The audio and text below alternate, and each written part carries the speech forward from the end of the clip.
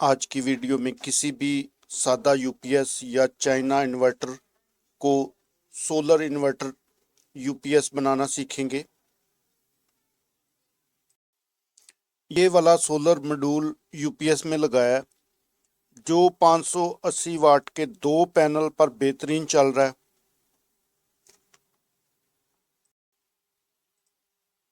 Black line वाली wire को battery negative के साथ जोड़ा है।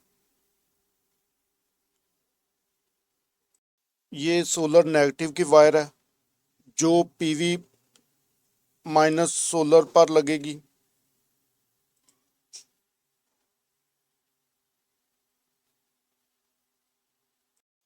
सोलर के कनेक्शन करने के लिए ये वाला वायर कनेक्टर लगाया है। सोलर नेगेटिव के साथ पीवी माइनस के कनेक्शन किए। सोलर नेगेटिव है, ये पीवी माइनस की तार है।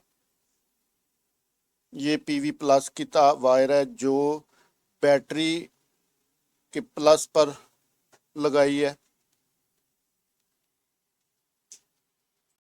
एलईडी इंडिकेटर के लिए 3 वायर वाला ये कनेक्टर वायर लगाया है।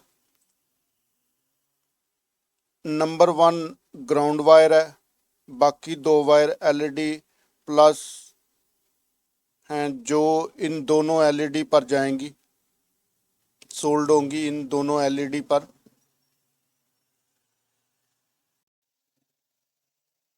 ये यूपीएस सोलर पर बेहतरीन चल रहा है।